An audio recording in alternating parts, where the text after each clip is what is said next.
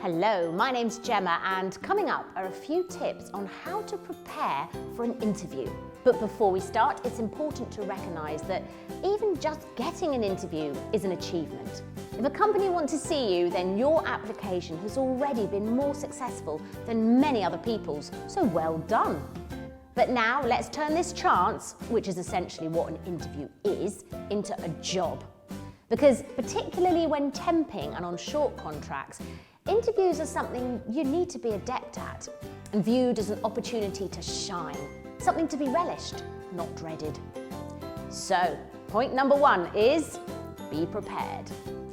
This may sound obvious, but you'd be amazed how many people think they can turn up and blag it.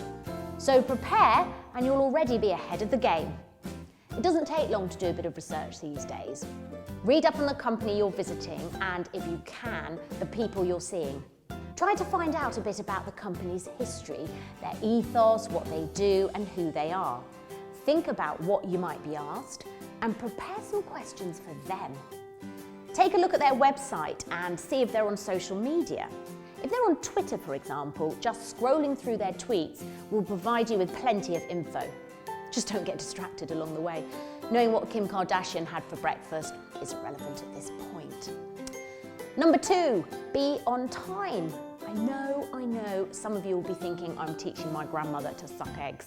But being punctual is so important, it's worth a reminder. We've all been late at some point and it is such a horrible, stressful feeling.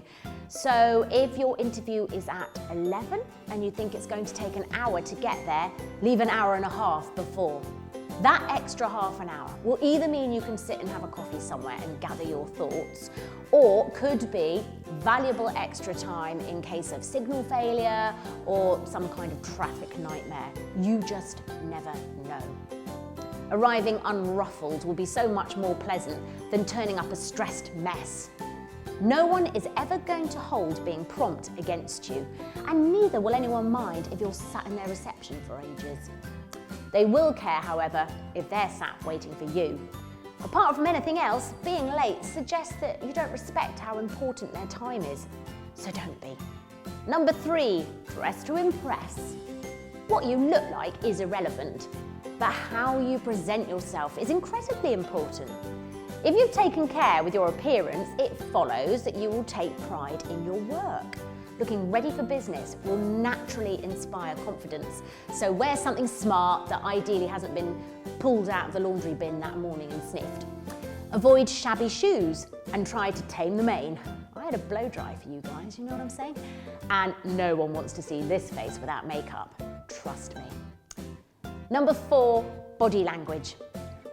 In any kind of interview situation, harsh as it may sound, as soon as you've entered the room, the person you're meeting will have made a series of snap decisions about you. Think about when you're watching something like The X Factor, for instance. As soon as someone's appeared on screen, we've decided whether they're going to be good or bad and have formed an opinion based on not very much, really. Now, of course, first impressions can be wrong, and it's what you say which will ultimately count. But to give yourself the best chance in an interview, be as confident as you can be and smile. An obvious one, but important. No one wants to work with a misery. Plus, smiling suggests you actually want to be there. Looking directly at the person who is talking to you demonstrates you are listening and is polite. And whatever you do, if there's a handshake at any point, make it a firm, confident one. Not to the degree where it feels like you're breaking their hand, but so that it's not of the limp, flaccid variety, which tends to send shivers up people's spines. Also, walk into that room with confidence. It has been scientifically proven that people with this kind of assertive physiology have higher levels of testosterone and lower levels of the stress hormone cortisol in their bloodstream compared to those with apologetic, shy body language. So even if you're not feeling it, fake it. Number 5, listen. There's a fine line between being prepared and having overthought the whole thing. And what I mean by that is that there's always the chance they won't stick to what you hoped they'd ask. Therefore, listen. It's vital you answer what they're actually asking as opposed to what you'd prepared for. I know you'll have some fabulous lines ready, but if they become irrelevant, you're going to have to resign yourself to not using them. Number 6, expect the unexpected. These days, interviews can be tough and really vary in tone, depending on whom you're seeing.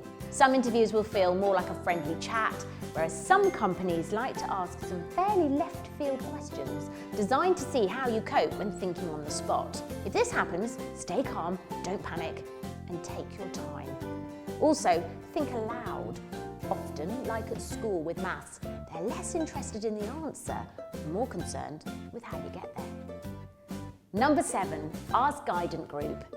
If you have an interview coming up and have any concerns, your consultant will be happy to help. This is what your consultant is there for consulting. So there you have it, my tips on how to give good interview. Good luck, and I'll see you soon.